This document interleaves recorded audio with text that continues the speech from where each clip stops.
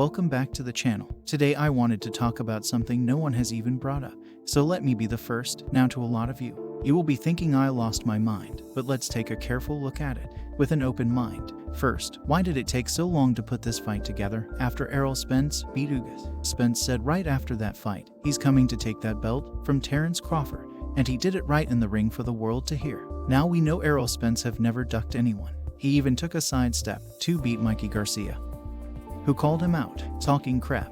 Errol Spence has always stated what his goals were, to be the undisputed champ at 147.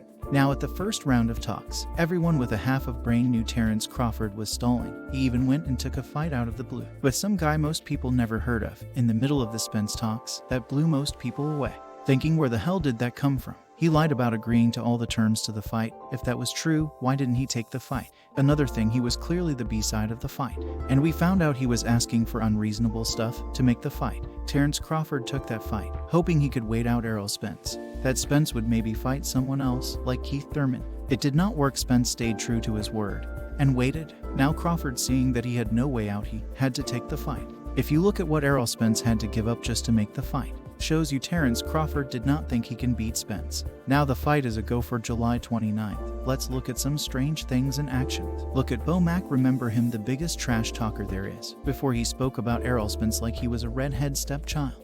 Have anyone noticed how calm he is talking now? Granted, you still have that clown Bernie the boxer talking crazy, poking the bear in Errol Spence, which I suspect Crawford will regret come fight night. People forget Terrence Crawford will be 36 years old this year. Retirement is not too far in any boxer's future. At that age, this fight is Crawford's swan song.